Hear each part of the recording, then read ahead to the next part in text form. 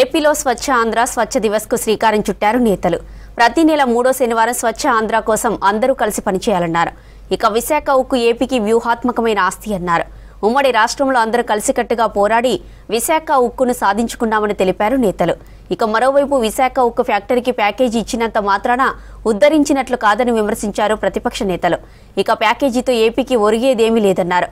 ఇది శాశ్వత పరిష్కారం ఎంతమాత్రం కాదన్నారు.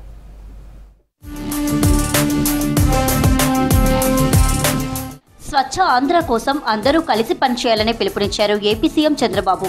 కడప జిల్లా మైదుకూరులో స్వచ్ఛ ఆంధ్ర స్వచ్ఛ దివస్ ను ప్రారంభించారు బాబు. మన దేశం పరిశుభ్రంగా ఉండాలని గాంధీజీ తప్పించారని తెలిపారు. స్వచ్ఛ ఆంధ్ర కోసం సేవకులుగా పనిచేస్తామని చాలా మంది వచ్చారని తెలిపారు. సమాజ హితం కోసం కష్టపడే వారిని మనమంతా గుర్తించాలన్నారు. ప్రతి నెల 3వ శనివారం స్వచ్ఛ ఆంధ్ర కోసం పనిచేయాలని పిలుపునిచ్చారు ఏపీ సీఎం.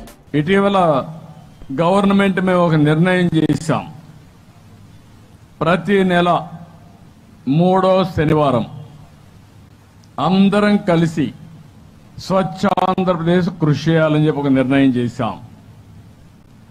3వ శనివారం ఏ ఆఫీసు పనిచేయక్కర్లేదు, ఏ పిల్లలు చదువుకోవాల్సిన పని లేదు.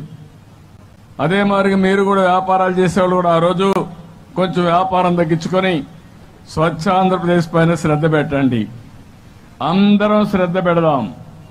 ఒకే ధ్యేయం, ఒకే ఆలోచన, ఆంధ్రప్రదేశ్ని స్వచ్ఛ ఆంధ్రప్రదేశ్గా తయారు చేసి భవిష్యత్తులో అది ఒక లెగసీగా తయారు చేసే వరకు దీనికి మనం ప్రాధాన్యత ఇవ్వాల్సిన అవసరం ఉంది. పరిసరాలు పరిశుభ్రంగా ఉంచుకోవడం అందరి బాధ్యత అన్నారు AP deputy CM Pawan Kalyan. Guntur జిల్లా నంబూరులో పర్యటించిన పవన్ స్వచ్ఛతా దివాస్ కార్యక్రమంలో పాల్గొన్నారు. పారిశుద్ధ్య తరలింపు వాహనాలను ప్రారంభించి చెత్త నుంచి సంపద తయారీ కేంద్రంలో మొక్కలు నాటారు పవన్.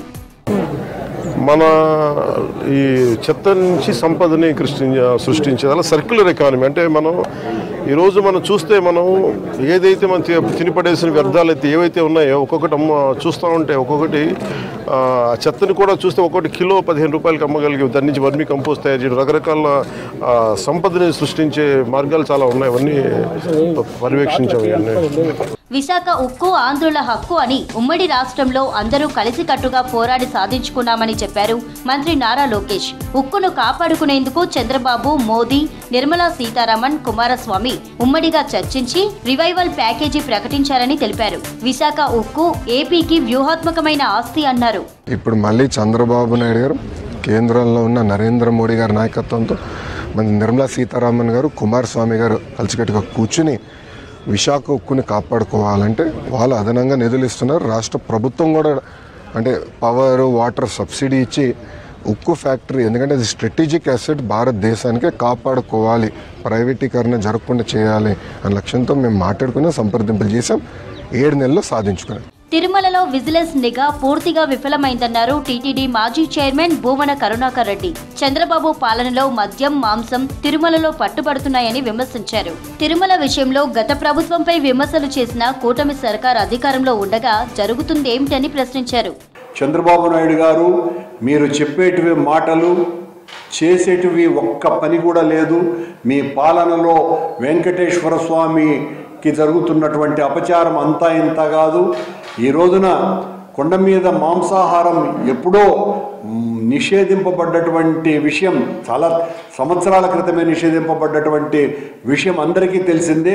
మళ్ళీ మీ పాలనలో ఇప్పుడు మొన్న మధ్యన మద్యం బాటళ్లతో దొరికినారు ఒక నెల రోజుల క్రితము. ఈ రోజున బిర్యానీ పొట్లాలతో దొరికినారు. దీనికి ఎవరు బాధ్యులు? విశాఖ ఉక్కు ఫ్యాక్టరీకి కేంద్ర ప్రభుత్వం 11,440 కోట్ల ప్యాకేజీ ఇచ్చినంత మాత్రాన ఉక్కును ఉద్ధరించినట్లు కాదని విమర్శించారు AP PCC chief YS Sharmila.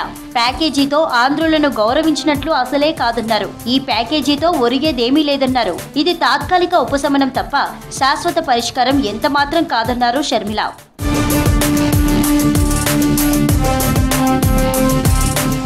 AP TDP నేత జేసీ ప్రభాకర్ రెడ్డి తనపై చేసిన కామెంట్స్ మీద సినిమా ఇండస్ట్రీకి ఫిర్యాదు చేశారు నటి మాధవీలత.